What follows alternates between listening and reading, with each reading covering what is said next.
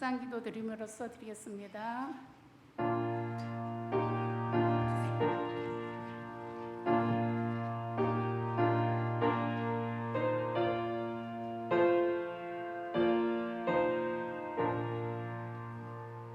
신앙 고백 드리겠습니다. 전능하사 천지를 만드신 하나님 아버지를 내가 믿사오며 그 외아들 우리 주 예수 그리스도를 믿사오니 이는 성령으로 잉태하사 동정녀 마리아에게 나시고 본디오 빌라도에게 고난을 받으사 십자가에 못 박혀 죽으시고 장사한 지 사흘 만에 죽은 자 가운데서 다시 살아나시며 하늘에 오르사 전능하신 하나님 우편에 앉아 계시다가 저리로서 산자와 죽은 자를 심판하러 오시리라. 성령을 믿사오며 거룩한 공회와 성도가 서로 교통하는 것과 죄를 사하여 주시는 것과 몸이 다시 사는 것과 영원히 사는 것을 믿사옵나이다. 아멘. 찬송가 424장 부르시겠습니다.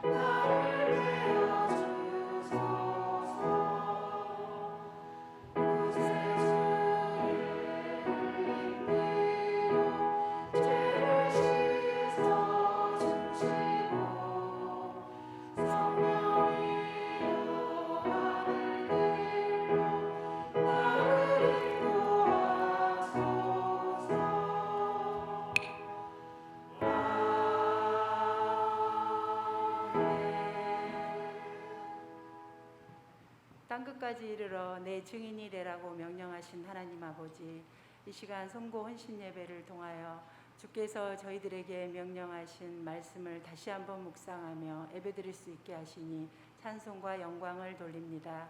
주님, 저희들이 무엇이간데 입술이 둔하고 마음이 완악한 저희를 주님의 자녀로 삼아주시고 복음의 증거자로 살게 하시니 그 은혜를 생각할 때마다 감사를 드립니다.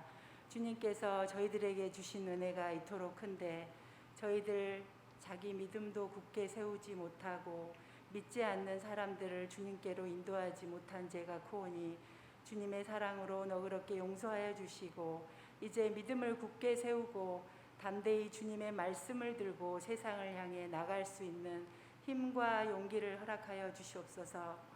믿지 않는 이웃들에게 빛과 참 생명이 되신 그 기쁜 소식을 전하게 하시고 저희들에게 임하신 크신 사랑을 서로 나눌 수 있게 하옵소서. 그리하여 저희와 우리 금당 제1교회를 통해서 이 지역사회가 복음화되고 나아가서는 이 나라와 민족이 주의 복음으로 하나 되게 하셔서 온전히 주님께서 주권을 가지고 통치하는 나라와 온 세계가 되게 하여 주시옵소서. 사랑의 하나님, 특별히 외국에서 사역하시는 우리 선교사님들을 아골골짝 빈들에도 복음 들고 가셨사오니 여러 가지로 어려운 가운데 있습니다. 주께서 지켜주시고 하늘의 위로와 성령의 충만함을 주셔서 수고하여 뿌린 복음의 씨앗이 하나도 헛됨 없이 많은 사람들의 마음의 밭에서 자라며 열매 맺게 하여 주시옵소서. 비록 저희들 선교 현장에서는 동참하지 못한다 할지라도 저희들이 물질과 기도로서 선교사님들과 동역하게 하시고 주님께서 늘 동행하여 주시옵소서. 이 시간 말씀을 증거하실 이성재 선교사님께 성령께서 강하게 역사하셔서 그 말씀이 성령 충만, 능력 충만한 말씀 되게 하여 주셔서 그 말씀을 통하여 저희들을 새롭게 다짐하는 은혜의 시간이 되게 하여 주시옵소서. 시종을 주님께 의탁하오며 감사드리며 예수님 이름으로 기도하옵나이다. 아멘.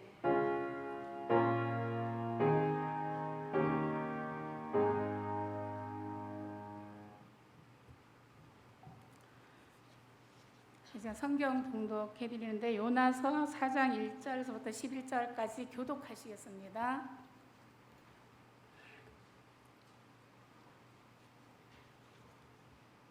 요나가 매우 싫어하고 성내며 여호와께 기도하여 이르되 여호와여 내가 고국에 있을 때에 이러하겠다고 말씀하지 아니하셨나이까.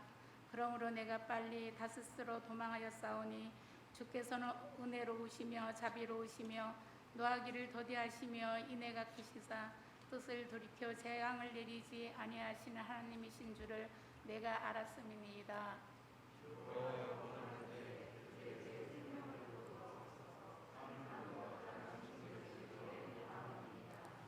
여호와께서 이르시되 내가 성내는 것이 옳으냐 하시니라.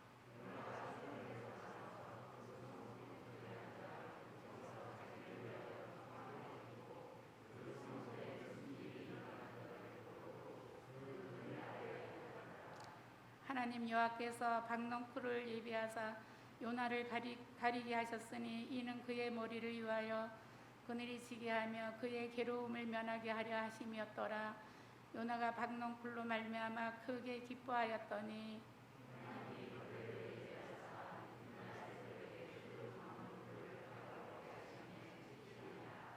해가 뜰 때에 하나님이 뜨거운 동풍을 예비하셨고 해는 요나의 머리에 쪼임에 요나가 혼미하여 스스로 죽기를 구하여 이르되 사는 것보다 죽는 것이 내게 나으니이다 하니라.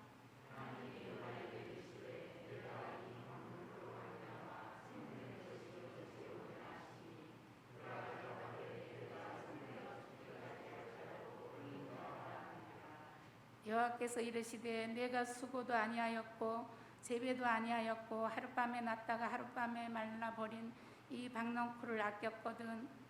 하물며 이 큰 성을 위해서는 좌우를 분변하지 못하는 자가 12만 명이요 가축도 많이 있나니 내가 어찌 아끼지 아니하겠느냐 하시니라. 아멘. 이 시간 특별 찬양 시간인데요. 우리 목사님을 비롯하여 우리 전교인이 다 선교부잖아요. 그래서 찬송가 505장을 우리 다 같이 오늘은 부르겠습니다.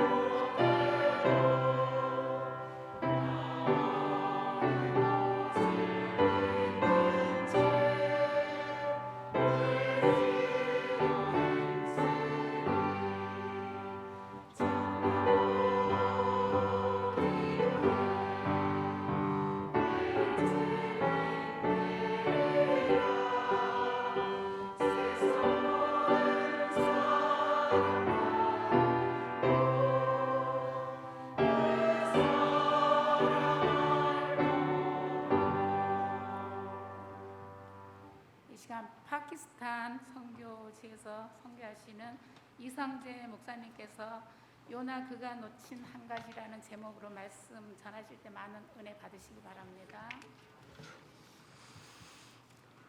네, 여러분 반갑습니다. 제가 말씀을 전하기에 앞서 먼저 영상을 먼저 보시고 그 다음에 제가 말씀을 나누도록 하겠습니다.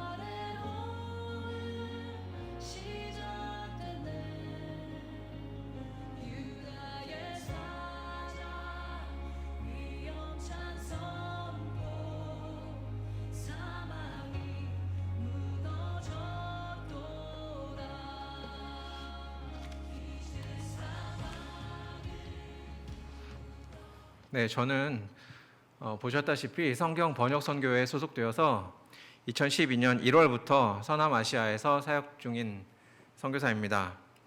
성경 번역 선교회는 세계 성경 번역 선교회 위클리프 바이블 트랜슬레이터스와 협력하여 세계 6,800여 개의 언어에서 자기 말로 된 성경을 가지고 있지 못한 부족을 위해서 성경을 번역해서 보급하는 일을 하고 있습니다.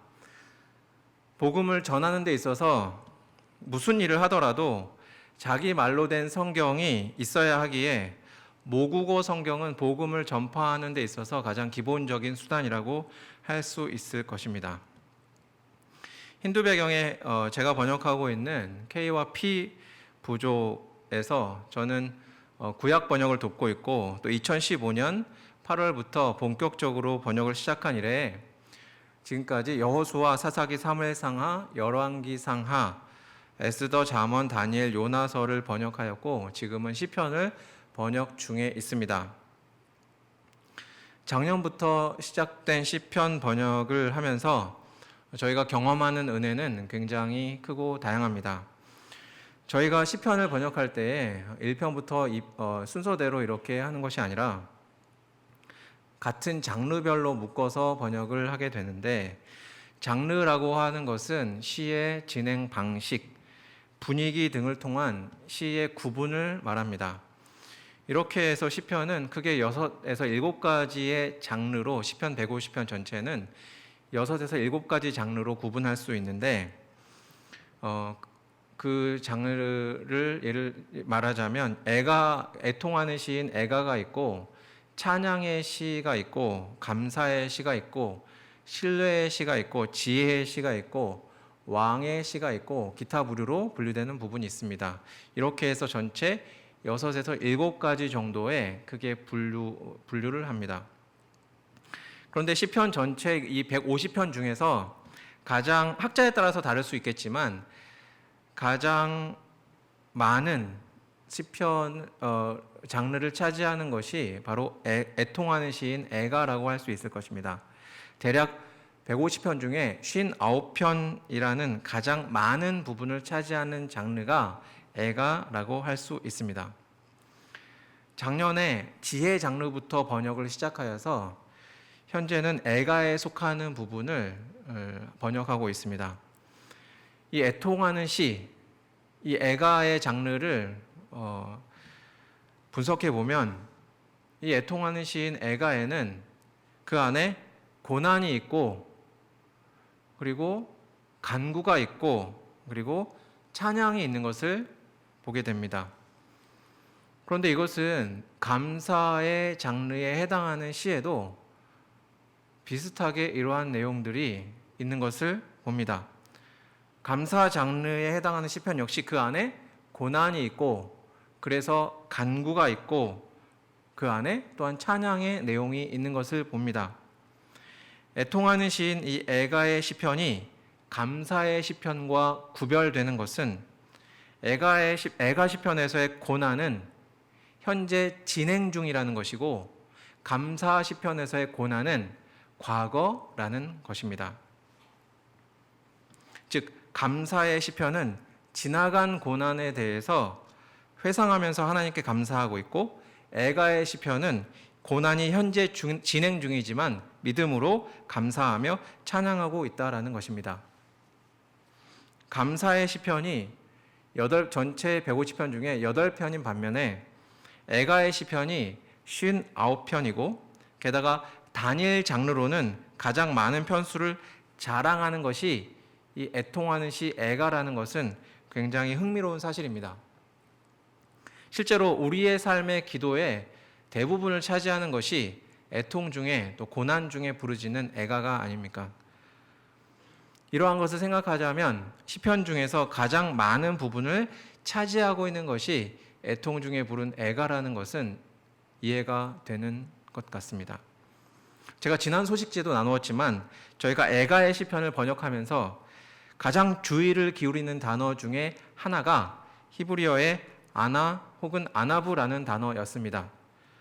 이 단어는 한 단어에 가난이라는 뜻도 포함하고, 고난이라는 뜻도 포함하고, 겸손이라는 뜻도 포함하고 있습니다. 그래서 번역할 때 문맥을 주의 깊게 살펴보아야 합니다. 문맥에 따라서 때로는 가난으로 번역을 해야 할 때가 있고, 때로는 고난으로, 때로는 겸손으로 번역해야 할 때가 있기 때문입니다. 하지만 이것을 결정하는 것은 매우 어렵습니다. 왜냐하면 많은 문장에서 이 세 의미가 다 잘 어울리기 때문입니다.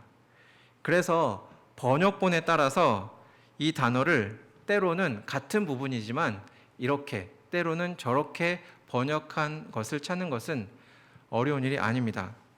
예를 들면 시편 12절에 개역개정판, 우리가 가지고 있는 개역개정판은 여호와여 일어나옵소서, 하나님이여 손을 드옵소서, 가난한 자들을 잊지 마옵소서라고 번역을 하고 있지만 표준 세번역은 고난받는 사람을 잊지 마옵소서라고 번역해 놓은 것을 봅니다. 나올 때마다 선택에 어려움을 주는 이 단어를 번역하면서 이런 생각이 들었습니다. 이 단어가 가난, 고난, 겸손 이 세 가지 뜻을 한꺼번에 포함하는 이유가 무엇일까? 이것이 다 서로 연결되어 있기 때문이 아닐까? 가난 속에 고난도 있고 또 고난 속에 또한 어쩔 수 없이라도 우리의 뻣뻣했던 목이 부드러워지는 겸손함이 있기 때문이 아닐까? 애가의 시편이 이 시대에 더 큰 은혜로 다가오는 것은 현재의 가난과 고난과 그런 어려움 속에서 하나님과 이웃 앞에 더욱 겸손함을 지켜나갈 수 있기 때문이 아닐까 생각해 봅니다. 가난한 자, 고난받는 자, 겸손한 자의 부르짖음을 외면하지 아니하시는 주님을 기대하면서 현재 우리의 삶에서 진행 중인 애가의 시편이 감사의 시편으로 언제 바뀔지는 모르지만 지금 애가의 순간도 주님을 고백하고 찬양할 수 있는 은혜의 순간임을 시편을 번역하면서 다시 한번 되새기게 됩니다. 우리의 고난이 현재 진행 중이라면 믿음으로 애가가 불려지고 그 고난이 지나간 후에는 감사의 시가 불려지는 우리의 삶이 되시기를 소망합니다. 저희는 성경 번역 선교사이지만 책상에 앉아서 성경만 번역하는 사람이 아니라 동시에 그들과 함께 삶을 살아가는 그들의 이웃이기도 합니다. 그래서 부족하지만 저희의 이웃들의 고통에 함께 참여하기 위하여 나름대로 최선을 다하였습니다. 그 나라는 특히 저희가 머무는 그 동네는 전기가 매우 부족합니다. 그래서 하루에 절반은 전기가 들어오고 절반은 전기가 나갑니다. 그리고 게다가 들어오는 그 전기값도 매우 비쌉니다. 그래서 많은 사람들이 도둑 전기를 쓰기도 하고 어떤 사람들은 전기 미터기 설치할 돈이 없어서 이웃과 함께 전기 미터기를 같이 전선을 따서 사용하기도 합니다. 그런데 이 사람들이 사용하는 전기라야 무더위에 선풍기 2대 정도 돌리는 것이고 또 밤에 밝혀주는 전구를 사용하는 전구 몇 개 사용하는 것이 전부입니다. 냉장고 있는 집이 거의 없습니다. 그런데 재작년에 한참 더울 때 전기 회사에서 높은 사람들이 중무장관 경호원과 함께 마을을 급습한 적이 있었습니다. 그러면서 돌아다니면서 도둑 전기 쓰는 사람들 그리고 전기 미터기 같이 쓰는 사람들 그 사람들을 위협하고 전기를 다 끊어버리고 돌아갔습니다. 저희 번역 팀원 중에 한 명의 가정도 전기 미터기를 같이 쓰다가 그때 전기가 끊기게 되었습니다. 40~50도의 무더위에 전기 없이 살아가는 것 이것은 매우 어렵습니다. 그래서 그 소식을 전해 들은 저와 제 아내의 마음이 굉장히 아팠고 함께 기도하기 시작하였습니다. 하나님 어떻게 도울 수 있을까요? 어떻게 해야 할까요? 그렇게 기도하던 중에 주님이 주신 아이디어로 저희가 가진 돈에서 30만 원 정도를 떼어서 개인 펀드를 만들어서 태양열 시스템을 달아주기로 하였습니다. 참고로 이 30만 원 정도라는 돈은 일반적인 노동자의 한 달 월급이 10만 원에서 15만 원 정도라는 것을 생각하였을 때 한 2배 정도에 해당하는 돈이라고 할 수 있습니다. 이 30만 원 정도면 태양열로 돌릴 수 있는 선풍기 2대, 전구 몇 개, 태양열 지별판, 그리고 전기를 모을 수 있는 배터리 정도 하나를 구입할 수 있는 돈입니다. 그런데 이 돈을 그냥 주지 않고 조건을 걸고 주었습니다. 이 돈을 다시 갚되 기한을 정해두지 말고 형편되는 대로 갚아라. 그런데 이 돈을 다 갚게 되면 모아진 이 돈으로 또 다른 사람에게 혜택을 줄 수 있을 것이다 라는 조건을 달고 주었습니다. 이 팀원은 흔쾌히 동의하였고 그리고 집에 전기를 설치할 수 있었습니다. 그리고 감사하게도 2년 정도 후에 올해 초에 이 돈을 다 갚아서 또 다른 사람에게 혜택을 줄 수 있었습니다. 또한 감사한 것은 이러한 소식을 전해들은 한국의 한 교회에서 돈을 마련해 주셔서 두 가정에게 똑같은 방식으로 더 도울 수 있게 되어진 것입니다. 이것이 저희의 주 사역은 아니지만 도움이 필요한 사람들에게 그 필요를 채워주는 것 역시 이웃으로서 마땅히 외면치 말아야 할 주님이 명하신 삶이기에 계속 지속할 예정입니다.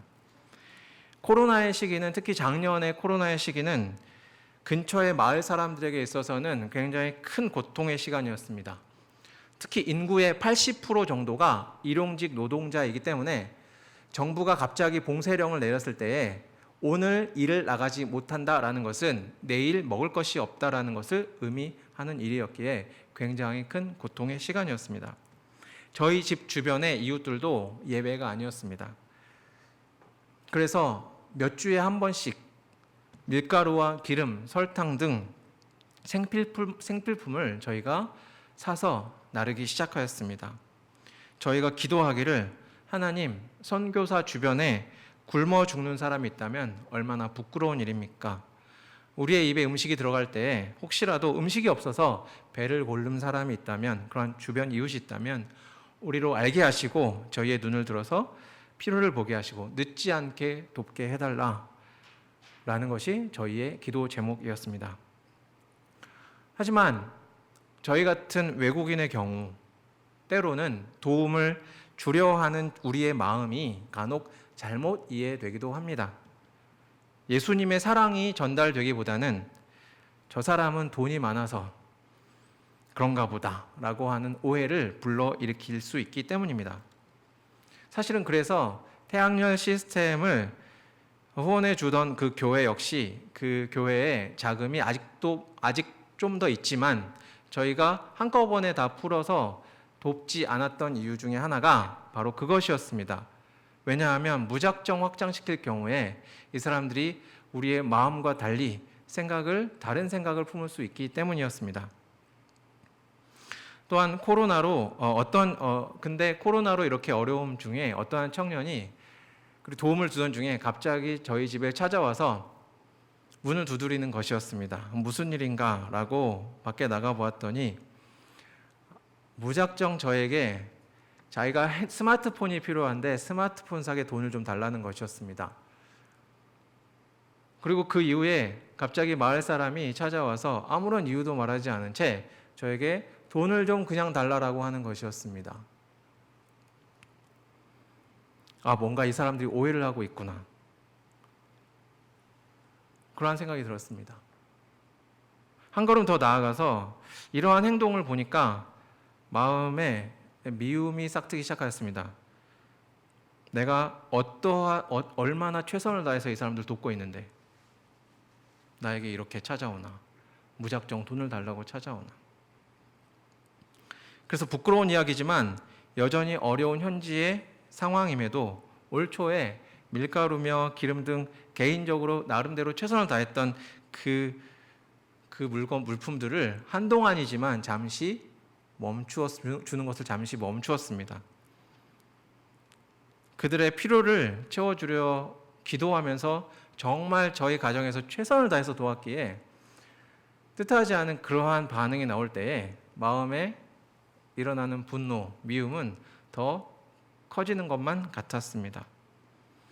누군가를 사랑하고 최선을 다하기에 그 대상으로부터 생각지 않은 반응이 나올 때에 그럼에도 불구하고 그러지 말아야 하지만 마음속에 미움과 분노가 일어나는 것은 어쩔 수 없는 것 같았습니다. 조금 더 확장을 해서 현재 우리 한국 교회를 생각해 보자면 요즘에 우리 한국 교회 역시 이러한 모습이 아닌가라는 생각을 해보게 되어집니다. 왜냐하면 이 땅을 누구보다도 사랑하고 위해서 기도하고 있기 때문에 이 시대의 교회 역시 사회를 향한 불편한 감정이 많은 것 같습니다. 얼마 전에 떠들썩하게 했던 목사 모녀의 식당에서의 갑질, 정인이 양부의 사건, 그리고 몇 년 전이지만 이름만 대면 다 아는 그 대형 교회의 세습 문제.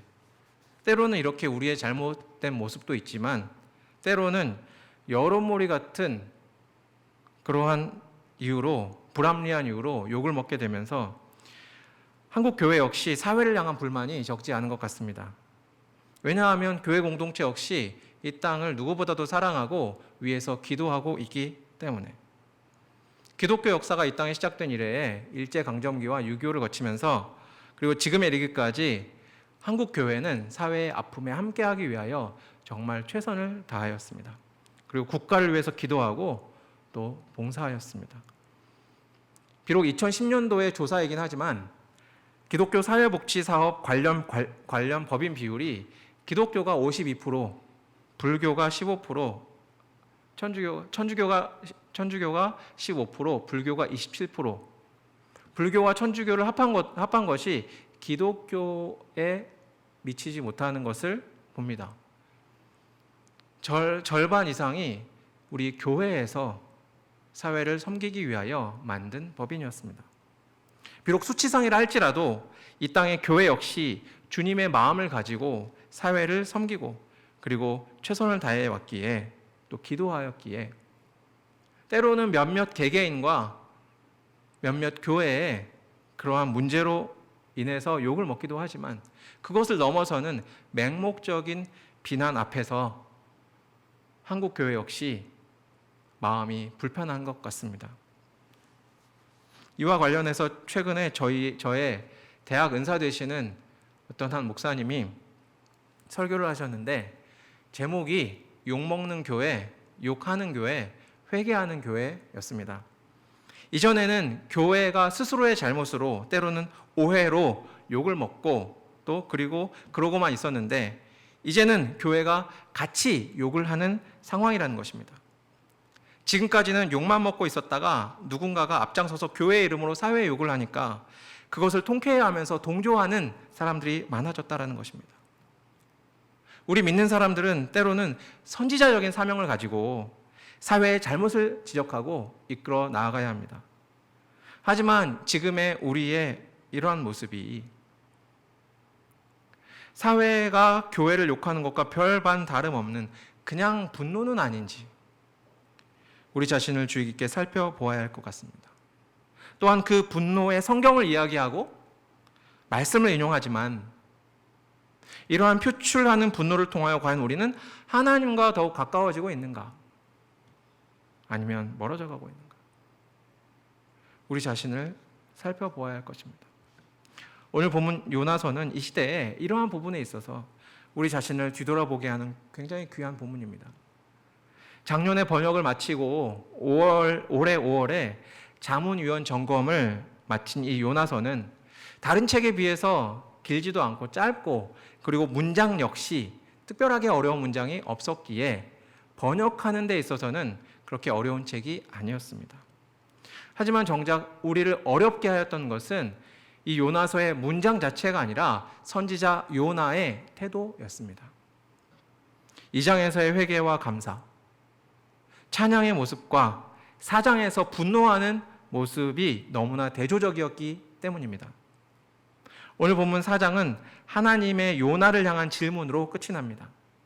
여호와께서 이르시되 내가 수고도 아니하고 재배도 아니하였고 하룻밤에 났다가 하룻밤에 말라버린 이 박넝쿨을 아꼈거든 하물며 이 큰 성읍 니느웨에는 좌우를 분별하지 못하는 자가 12만여 명이요 가축도 많이 있나니 내가 어찌 아끼지 아니하겠느냐 하시니라. 본문에 의하면 요나의 가장 근본적인 문제는 그의 관심과 사랑이 12만 명이나 되는 사람에게는 있지 않았던 것으로 보입니다. 오히려 그의 관심은 자기에게 직접적인 유익을 주는 박넝쿨에만 있었던 것으로 보입니다. 그렇다면 요나는 과연 왜 그랬을까? 당시의 시대적 배경을 한번 살펴보기 원합니다. 성경에서 요나의 이름이 첫 번째로 등장하는 부분이 열왕기하 14장 25절인데 내용은 이렇습니다. 이스라엘의 하나님 여호와께서 그의 종 가드헤벨 아미떼의 아들 선지자 요나를 통하여 하신 말씀과 같이 여로보암이 이스라엘 영토를 회복하되 하맛 어귀에서부터 아라바 바다까지 하였으니, 북이스라엘의 선지자였던 요나, 그 요나를 통하여 하나님께서는 북이스라엘의 회복을 명령하셨습니다. 그런데 북이스라엘이 회개해서라기보다는 말씀에 의하면 하나님께서 불쌍히 여기셔서 북이스라엘을 회복하게 하신 것을 보게 되어집니다. 실제로 그가 활동했던 여로보암 2세의 시기에는 솔로몬 왕 이후에 가장 강력한 왕권의 시대, 즉 북이스라엘의 부흥의 시기였습니다.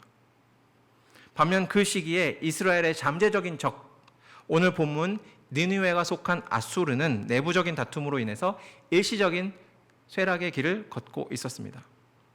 그래서 하나님의 니느웨를 향하여 외치라라는 명령은 그들이 회개하고 다시 살아날 수 있는 기회가 될 수도 있었기에 요나는 그들을 그냥 두고 싶어 했던 것입니다. 그리고 정말로 그들의 회개에 하나님께서 용서해 주시자, 기회를 주시자 요나는 분노하고 있었던 것입니다. 그렇다면 니느웨가 회개하는 같은 상황을 두고 오늘 본문에서 하나님의 반응과 요나의 반응의 차이를 야기한 원인이 무엇입니까? 오늘 본문 11절에서 그 답을 찾아보기 원합니다. 하나님은 니느웨에 대해서 이야기하실 때 뭐라고 얘기하십니까? 이 큰 성읍 니느웨에는 좌우를 분별하지 못하는 자가 12만 명이요. 니느웨 사람들을 좌우를 분별하지 못하는 자라고 표현하고 계십니다. 이 좌우를 분별하지 못한다는 것은 문자적으로 오른쪽 왼쪽을 구별하지 못한다는 것인데, 이것의 의미는 마치 어린 아이와 같이 무엇이 옳은지 무엇이 그른지 구별하지 못한다는 것입니다. 니느웨에 요나를 보내신 것은 분명히 1장에서도 말씀하셨지만 그들의 악독이 하나님께 상달되었기 때문이었고, 그래서 하나님께서 그들에게 요나를 보내신 것이었는데, 하지만 하나님은 그들의 행했던 악과 그들의 영적 상황을 구별하고 계신 것을 볼 수 있습니다. 이 말씀이 한 가지 떠오르게 하는 구절이 있었습니다. 누가복음 23장 34절에서 예수님께서 십자가상에서 하셨던 말씀입니다. 아버지, 저들을 사하여 주옵소서, 자기들이 하는 것을 알지 못합니다. 여러분, 이 두 본문의 공통점이 무엇입니까? 주님의 관점은 저들이 나에게 어떠한 짓을 한 누구인가, 얼마나 나쁜 놈인가가 아니었습니다. 오늘 본문 요나서와 누가복음에서 주님이 바라보시는 공통적인 관점은 저들이 어떠한 상태인지에 있었다라는 것입니다. 바로 그 부분에서 그들을 향한 주님의 긍휼이 흘러나온 것이었습니다. 예수님의 비유 중에 누가복음 10장에 선한 사마리아인 비유가 있습니다. 이 선한 사마리아인, 이 사마리아인이 강도 만난 자를 도울 수 있었던 이유가 무엇입니까? 그의 관점은 강도 만난 자가 누구인가가 아니었습니다. 그는 단지 강도 만난 자의 상태에만 집중하였습니다. 만약에 그가 강도 만난 자가 누구인가, 자신과 어떠한 관계인가를 생각하였다면 그를 도울 수 없었을 것입니다. 왜냐하면 강도 만난 자는 본문에서는 나와 있지 않지만, 밝히지 않고 있지만, 많은 학자들이 그 비유를 듣는 유대인들의 생각에 그 강도 만난 자는 당연히 유대인이었을 것이라 생각합니다. 당시 유대인들과 사마리아인의 관계, 여러분, 유대인들은 예루살렘에서 갈릴리로 갈 때에 당연히 사마리아를 통하여 가는 것이 단거리임에도 불구하고 사마리아를 통과하지 않기 위하여 굳이 요단강을 건너서 우회했던 것을 봅니다. 왜냐하면 이 사마리아는 아수르가 침공한 이후에 피가 섞였기 때문이었습니다. 더 이상 저들은 아브라함의 혈통이 아니고, 저들은 더 이상 유대인이 아니고 저들은 이방인이다. 그래서 개취급하였던 것입니다. 그래서 이 사마리아인이 강도 만난 자가 누구인가를 생각하였다면 돕기는커녕 침뱉고 지나가야 마땅한 상황이었던 것입니다.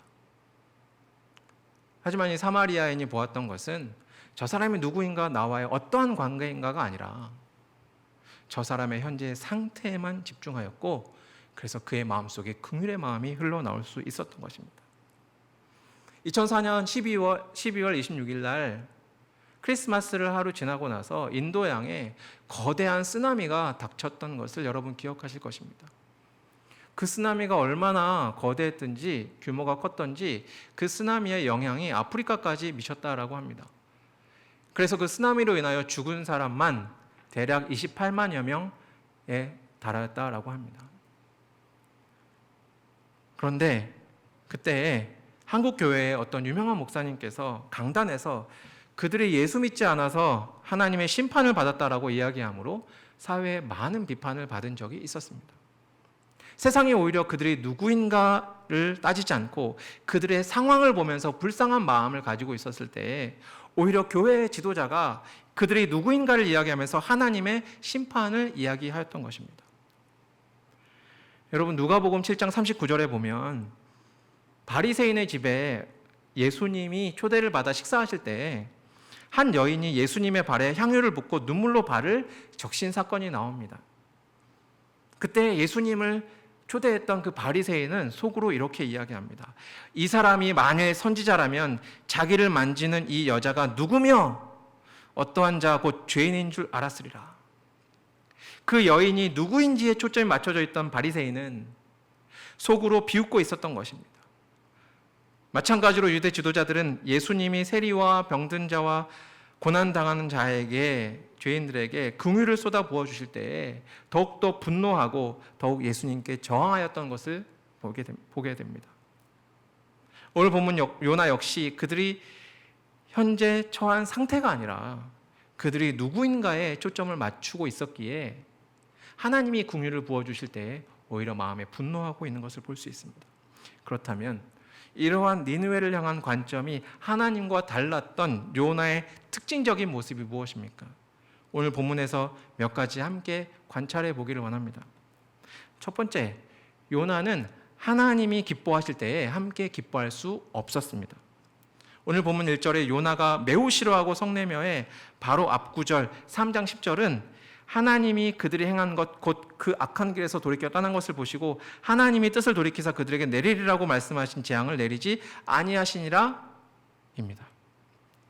하지만 12만 명이나 되는 이방인들이 회개하고 돌아오는 성경의 전무후무한 역사 속에서 그는 하나님과 함께 기뻐하지 못했습니다. 오히려 그것을 그는 언짢아했습니다. 4장 1절에 나오는 그의 반응은 그가 매우 싫어하고 성내었다라는 것입니다. 그는 매우 싫어했습니다. 왜냐하면 요나의 기쁨은 다른 곳에 있었기 때문입니다. 이것을 조금 더 자세히 설명하기에 앞서서 한 가지 요나서의 특징을 이야기하자면 요나서의 대표적인 특징 중에 하나는 같은 단어의 반복이라는 것입니다. 이 반복을 통해서 이야기를 더욱더 의미 있고 집중하게 만드는 것입니다. 첫 번째 많이 반복되는 단어 중에 하나는 내려가다라는 단어입니다. 1장 3절에서 하나님의 낯을 피하여 욥바 항구로 내려가고 다시스로 가기 위하여 한글 성경에는 뱃삭을 주고 배에 올랐더라라고 번역되어 있지만 원문에는 배로 내려가고 또 5절에서도 배에서도 가장 아래로 내려갑니다. 그의 의도적인 내려감, 하나님과 멀어짐의 결과는 무엇이었습니까? 2장 6절에 그가 고백하기를 하나님이 그를 바다 밑바닥까지 내려가게 하신 것이었습니다. 두 번째는 예비하시다라는 단어의 반복입니다. 하나님은 요나를 위해서 그를 살리기 위해 큰 물고기를 예비하시고 그에게 그늘을 제공하기 위하여 박넝쿨을 예비하시고 교훈하시기 위하여 벌레를 예비하시고 또 뜨거운 동풍을 예비하십니다. 요나라는 한 사람을 위해서 예비하시는 하나님. 또 다른 단어는 그 중에서 가장 많이 나오는 큰이라는 단어입니다. 니느웨가 어떤 성읍이었습니까? 큰 성읍. 벳사공에게 들었던 풍랑이 일었을 때 들었던 두려움도 큰 두려움. 그리고 요나를 삼킨 물고기도 고래라고 하지 않고 큰 물고기.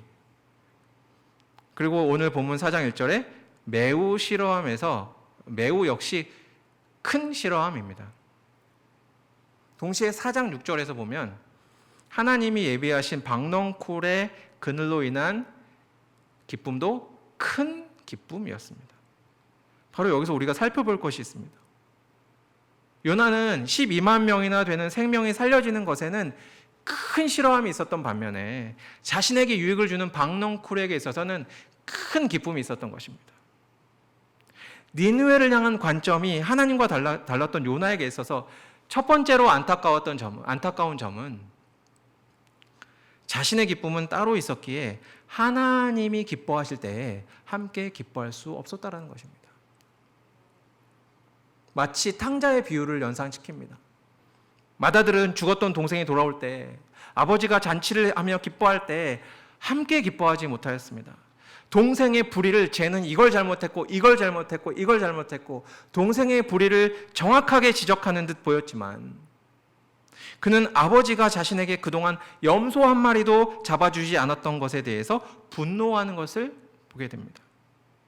즉 형의 기쁨은 염소 한 마리에는 있었지만 동생이 죽었다 살아난 것에는 없었던 것으로 보입니다. 그래서 결국 어떻게 되었습니까? 아버지가 베푼 큰 기쁨의 자리에 함께하기를 스스로 거부하였던 것입니다. 안타깝지만 그들이 처한 영적 상황보다 저들이 얼마나 나쁜 놈인가? 누구인가? 우리에게 무슨 짓을 한 어떠한 사람인가? 에 관심을 가졌던 요나는 성경의 전무후무한 회개의 역사 속에 그 속에서 하나님의 기쁨의 자리에 함께할 수 없었다라는 것입니다. 여러분 얼마나 안타까운 현실입니까? 이러한 요나의 두 번째 특징은 말씀의 자기적인 즉 입맛에 맞는 적용을 하고 있다는 것입니다. 2절 하반부에 주께서는 은혜로우시며 자비로우시며 노하기를 더디하시며 인애가 크시사 뜻을 돌이켜 재앙을 내리지 아니하시는 하나님이신 줄을 내가 알았음이니이다. 그래서 내가 빨리 다시스로 도망하여 싸우니 그래서 니느웨와 반대로 다시스로 향하지 않았습니까? 라고 요나는 하나님께 반문하고 있습니다. 여러분 요나가 언급한 하나님의 성품이 이 부분이 처음 언급된 내용이 출애굽기 34장 6절에 기록되어 있습니다. 모세가 시내산에서 첫 번째 십계명을 가지고 올 때 송아지 우상 만드는 것을 보고 분노하여 깨버리고 두 번째로 하나님께서 만들어서 주실 때 그것을 가지고 올 때 하나님께서 자신에 대해서 밝히시면서 이렇게 이야기하십니다. 여호와로라 여호와로라 자비롭고 은혜롭고 노하기를 더디하고 인자와 진실이 많은 하나님이로라. 즉 이스라엘 사람들에게 용서하시는 성품, 용서하는 나, 자비로운 나, 인애로운 나 자신의 성품을 드러내시기 위하여 사용한 구절이 이 구절이라는 것입니다.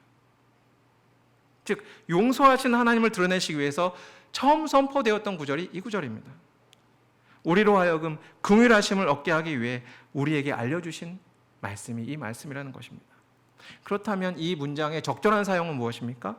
시편 86편 15절에 다윗의 고백에서 그 예를 찾을 수 있습니다. 주여 주는 긍휼히 여기시며 은혜를 베푸시며 노하기를 더디하시며 인자와 진실이 풍성하신 하나님이시오니 16절에 내게로 돌이키사 내게 은혜를 베푸소서. 즉 그래서 나에게 은혜를 베푸소서. 그래서 내가 주님을 찬양합니다. 이것이 문맥에 맞는 적용이라는 것입니다. 이 문맥에 따르면 요나서 4장 2절 하반절에 맞는 적용은 먼저 자신에게 적용해서 주님의 성품이 이러하오니 그래서 먼저는 제가 다시스로 도망할 때라도 주님의 은혜를 입어서 죽음을 면하였습니다. 또는 지금 회개하는 니느웨를 보면서 그 용서하시는 하나님을 보면서 그래서 니느웨의 백성들에게 긍휼을 베풀어 주시는 주님을 찬양합니다가 맞는 적용인 것입니다. 이것이 성경에서 이야기하는 이 문장의 의도에 맞는 것이지 그래서 제가 다시스로 도망하려고 하지 않았습니까? 가 와서는 안 되었습니다. 여러분 그들이 얼마나 나쁜 사람인가 그들이 누구인가에 초점이 맞춰져 있던 요나의 두 번째 특징은 성경의 의도와 상관없는 말씀의 자기중심적, 자기 편의적 해석이었던 것입니다. 왜냐하면 자기 주장을 정당화해야 하기 때문입니다. 문제는 아무리 말씀을 이렇게 많이 인용한다 하더라도 그곳에는 자기 주장만 넘칠 뿐 은혜를 기억함이나 죄인들을 용서하시는 담비와 같은 은혜는 없다라는 것입니다. 요나와 같은 성경의 예는 또다시 바리새인들에게서 찾을 수 있습니다. 바리새인들은 안식일을 기억하여 거룩하게 지키라고 했기에 그래서 안식일에 병 고치는 예수님을 죽이기로 작정하였습니다. 자신의 관점이 하나님의 관점과 달랐던 요나에게는 하나님의 말씀조차도 말씀의 의도와는 다르게 읽혀지는 것이었습니다. 여러분, 우리가 하나님의 말씀의 의도대로 쓰여진 의도대로 읽기 원하십니까? 그렇다면 우리의 관점이 하나님의 관점과 같아지시기를 원합니다. 이런 요나의 세 번째 특징은 스스로를 의로운 자의 자리에 앉히는 것이었습니다. 4장 3절 여호와여 원하건대 이제 내 생명을 거두어 가소서 사는 것보다 죽는 것이 내게 나음이니이다 하니. 이것은 방금 전에 언급한 요나의 두 번째 특징인 말씀의 자기적인 해석과도 연관되어 있습니다. 마치 이제는 고귀한 죽음을 선택하려는 듯 보이는 요나의 고백입니다. 제가 속해 있는 성경 번역 선교회의 구약학자인 머리 셀리스베리라는 분은 이 부분을 당대에 유명했던 엘리야의 기도인 열왕기상 19장 4절 자기가 죽기를 원하여 이르되 여호와여 넉넉하오니 지금 내 생명을 거두시옵소서 나는 내 조상들보다 낫지 못하니이다를 인용한 것이라고 설명합니다. 당시에는 엘리야의 털옷이 선지자의 상징으로 여겨졌을 정도니까 엘리야의 이 유명한 구절이 선지자들에게 많이 회자되었을 것이라고 보는 것은 타당한 해석입니다. 엘리야의 이 말은 엘리야가 갈멜산에서 바알과 아세라 선지자 850명과 대결을 하고 그리고 하나님의 기적을 그들에게 보여주고 나서 그럼에도 불구하고 회개하지 않는 이스라엘, 그럼에도 불구하고 자기를 죽이려고 쫓아오는 아하방의 부인인 이세벨로 인해서 도망치다 지쳐서 로뎀나무 아래에서 하나님 이제는 제 생명을 거두어 가옵소서 라고 고백한 내용이 이 부분인 것입니다. 즉 최선을 다했지만 하나님의 영광을 위하여 최선을 다했지만 어쩌면 실패한 것과 같은 자신의 사역을 보면서 이제 너무나 지쳐서 이제는 충분하다, 죽는 것이 사는 것보다 훨씬 낫다라고 하는 고백이 엘리야의 이 고백인데 이에 반해서 요나는 자신의 짧은 메시지에도 불구하고 정말로 온 도시가 아래에서부터 위까지 회개하는 역사가 일어나는 성공적인 결과를 보고서 기뻐해야 할 때 오히려 망하기 바랬던 자신의 생각과 다름으로 인해서 빈정이 상해서 자신을 마치 고난의 길을 달려갔던 엘리야와 같이 여기는 자기 정당화를 하고 있다는 것입니다. 회개하지 않은 이스라엘을 보면서 좌절하는 엘리야의 고백을 오히려 회개하는 니느웨 백성들을 보면서 자신의 고백으로 인용하고 있다는 것입니다. 즉 엘리야와 완전히 반대되는 상황에서 고난 중에 있지 않음에도 불구하고 자신을 고난 중에 엘리야와 같은 의인 행세를 하고 있다는 것입니다. 그렇다면 같은 고백의 요나와 엘리야의 결과는 어땠습니까? 요나는 책망을, 엘리야는 천사가 그를 어루만지면서 먹을 것과 떡을 마실 것을 공급하였고 하나님의 위로를 경험하였고 결국에는 죽음을 보지 않고 하늘에 이르게 되는 두 번째 인물이 되었던 것입니다. 여러분, 그들이 얼마나 나쁜 사람인가? 그들이 누구인가에 초점이 맞춰져 있던 요나의 세 번째 특징은 자기 자신을 이와 같이 고난받는 종으로 여긴다라는 것입니다.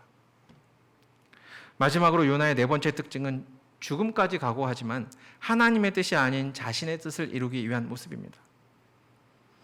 요나는 오늘 본문 3절, 8절, 9절에서 세 번이나 자신의 죽음을 이야기합니다. 사는 것보다 죽는 것이 낫습니다. 사는 것보다 죽는 것이 낫습니다. 죽기까지 할지라도 옳습니다. 하나님과 반대로 향하지만 요나의 이러한 모습에는 진지함이 없는 것이 아닙니다. 사생결단을 이야기합니다. 여러분, 그리스도인들이 무슨 일에 목숨을 건다고 그것이 목적까지 거룩하게 하는 것이 아닙니다. 요나의 모습에서 우리는 그것을 봅니다. 그의 사생결단의 각오와 사도 바울의 사생결단의 각오는 비교가 됩니다. 사도 바울 역시 사도행전 20장 24절에서 죽음을 이야기합니다. 내가 달려갈 길과 주 예수께 받은 사명 곧 하나님의 은혜의 복음을 증언하는 일을 마치려 하면은 나의 생명조차 조금도 귀한 것으로 여기지 아니하노라. 사도 바울이 이야기하는 죽음은 주 예수께 받은 사명 곧 은혜의 복음을 증언하기 위함이었습니다. 즉 하나님의 값없이 베풀어 주시는 은혜라는 굿 뉴스를 전하기 위함이었습니다. 같은 죽음을 이야기하지만 값없이 베풀어 주시는 은혜의 기쁜 소식을 전하기 위해서라는 것이었습니다. 그래서 사도 바울이 죽음을 이야기할수록 복음은 더 멀리 퍼져나갔던 것입니다. 반면 요나 역시 사생결단을 이야기하지만 자신의 억제하지 못하는 불편한 감정 그 이상도 그 이하도 아니었던 것입니다. 죽음까지 결단함에도 은혜의 복음이 아니라 분노만 쌓여갔던 것입니다. 결국 요나가 놓친 것이 무엇입니까? 그리고 분노하는 시대에 우리가 놓치고 있는 것이 무엇입니까? 요나는 물고기 뱃속에 들어가고 회개하고 짧은 메시지였지만 명령을 다 수행하고 파란만장한 인생을 살았음에도 불구하고 요나가 놓치고 있는 것이 무엇이었습니까? 그것은 이 시대를 향한 하나님의 관점이었습니다. 좌우를 분별하지 못하는 그들, 자기가 하는 짓을 알지 못하는 그들, 즉 그들의 안타까운 영적 상황을 바라보는 주님의 관점이었던 것입니다.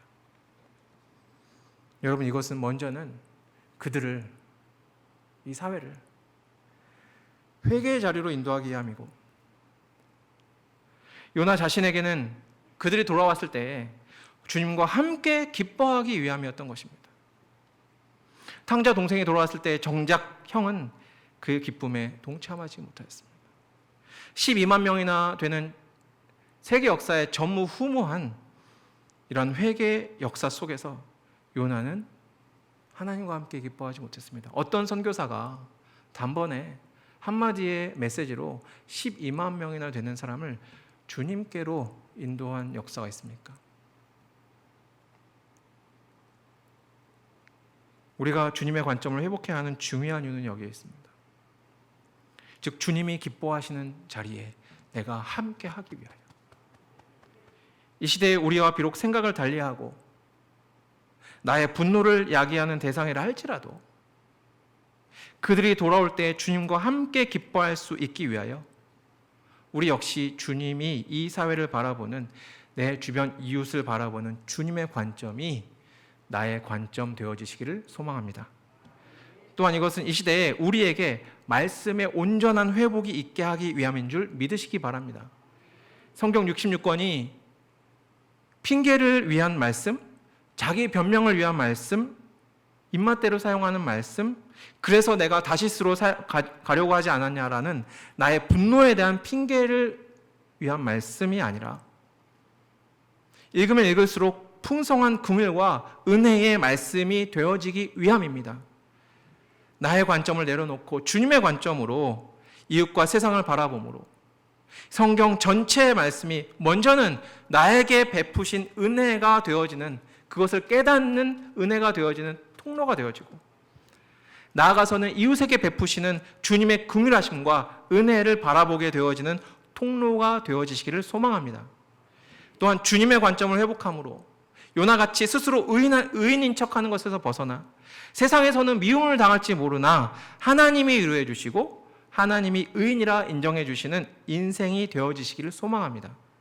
그러므로 스스로 의인인 척하는 피곤한 인생이 아니라 하나님이 의인이라 칭해 주시는 복받은 인생이 되시기를 소망합니다. 그래서 나의 뜻을 관철시키기 위하여 목숨 거는 인생이 아니라 사도 바울과 같이 은혜의 복음을 증거하면은 나의 목숨조차도 귀한 것으로 여기지 아니하노라. 라고 고백되어지는 인생이 되시기를 소망합니다. 사회가 교회를 욕하고 참다 이제는 교회도 사회를 욕하는 시대에 그들이 얼마나 나쁜 누구인가가 아니라 좌우를 분별하지 못하는 그들의 영적 상태를 바라보며 우리의 마음속에서 긍휼함이 회복되어지고 하루를 살아가면서도 수많은 분노와 마음의 화 속에 살아가는 나의 모습 속에서 주님의 관점이 회복되어서 먼저는 나를 살리고 우리 가정을 살리고 그리고 교회를 살리고 한국 교회를 살리고 이를 통해서 흘러나오는 주님의 긍휼하심이 이 나라와 이 사회를 살리게 되어지는 역사가 일어나기를 간절히 원합니다. 기도하겠습니다. 하나님 아버지, 오늘 요나서의 말씀을 통하여 요나가 놓치고 있었던 주님의 관점을 보았습니다. 분노하는 이 시대에, 분노하게 하는 사회 가운데 살아가는 이 시대에 우리 교회의 성도들이 주님의 관점을 회복함으로 우리 안에 주님의 긍휼하심이 깃들게 하시고 결국 마지막 기쁨의 자리에 주님과 함께 기뻐하는 우리 금당제일교회 성도들 되게 하여 주시옵소서. 예수님의 이름으로 기도합니다.